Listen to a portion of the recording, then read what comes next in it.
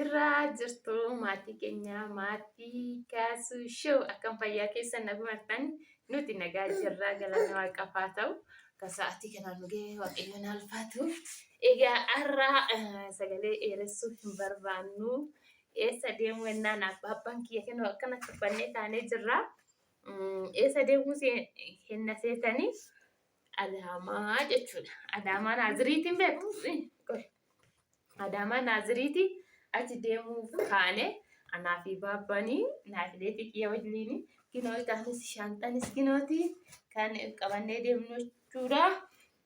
Kinooti anaa fi bakka anaa fi kiyyaa deemuuf kaanee jirraa. Adaamaa deemaa irra jechuudha. Maaliif deemna sababiin achi geenya sinii ibsina akkuma riyaa ta'e biraan deema jechuudha. Egaa uumuu danda'ame viidiyoo sinii waraabna.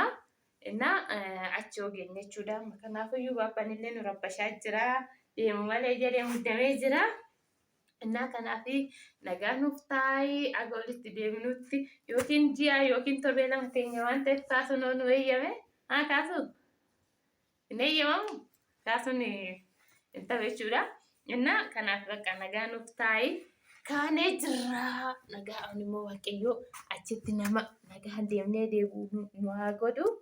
Egaa kun baay'ee wajjin sodaachisuma deemna jechuudha.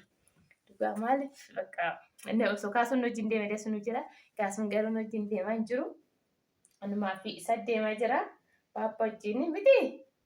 Waaqayyoon wajjin jira. Inna kanaaf ciao.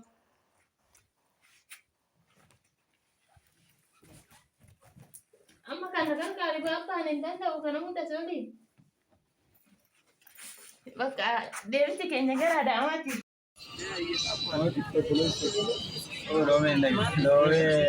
Adaamaa Mannaara keessa irra kan Adaamaa Mannaara.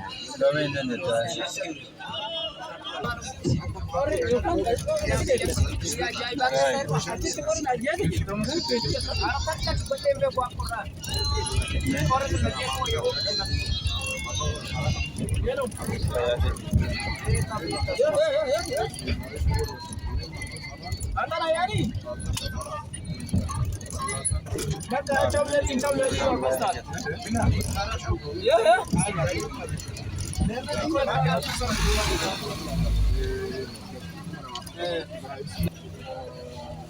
Lelo. Afti mungkin tapi kita Makia Ethiopia sino kana kata. Ada sebelah cikirnya dalam kita bisa.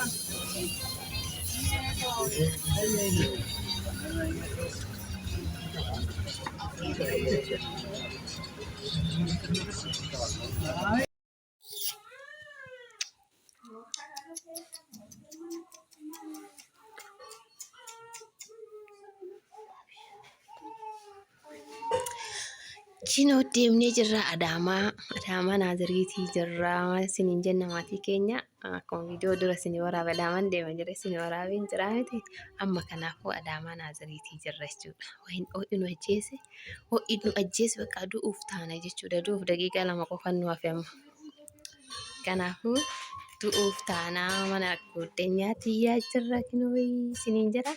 Baay'ee tokko namatti tolaa garuu ho'atu nu fixe malee. Na ho'atu nu fixe. Dhugaa miti lakki bal'atu warra naan jettan immoo mana keenya beektu kinooti adda jechuudha.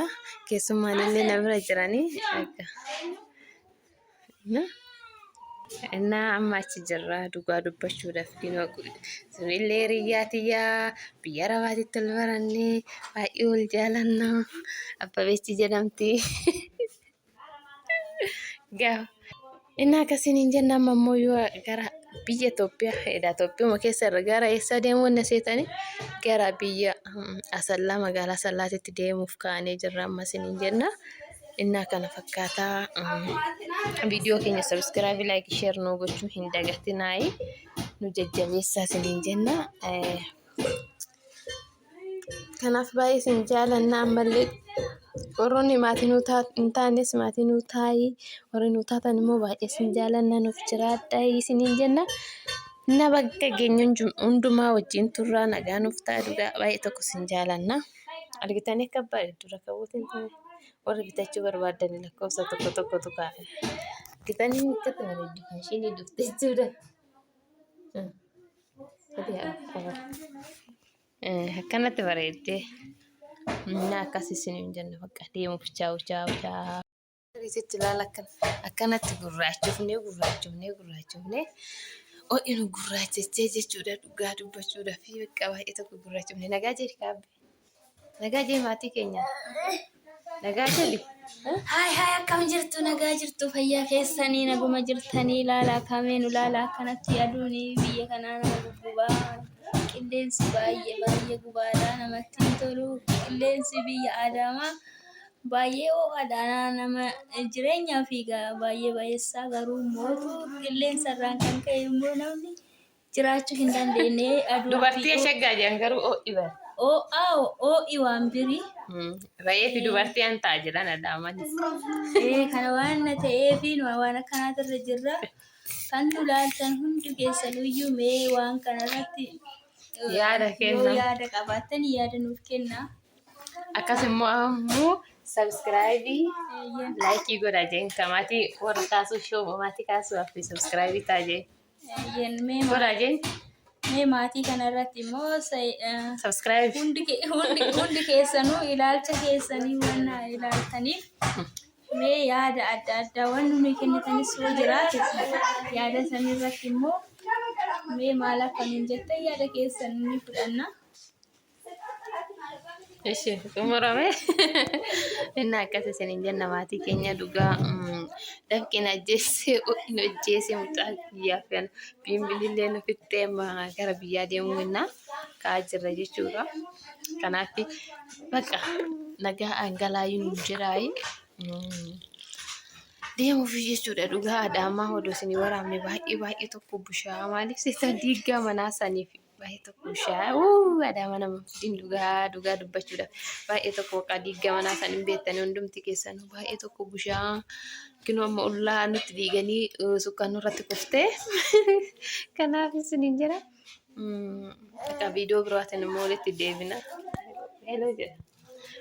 Adaamaa keessaan naa jiraachuun hin danda'amne yoo kaafnu haala jiruuf jireenya irraan kan ka'e hin beektanii diigaan manaa kun immoo itti fufee jira.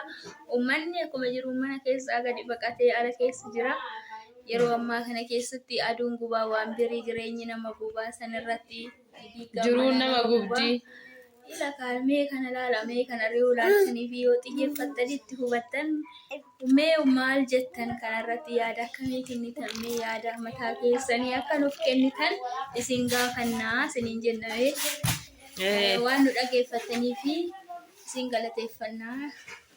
Kanaaf nagaa taasin jaalannaa bakka jirtanitti waan isin waliin haa ta'u kanaaf subscribe nu godhaa nu guddisaa isin jenna. Bakka ho'in wajjisi dhugaa akkanatti na keessa gadi cobaa jira jechuudha mucaa kee wajjin bakka nagaa nu taasin jaalanna.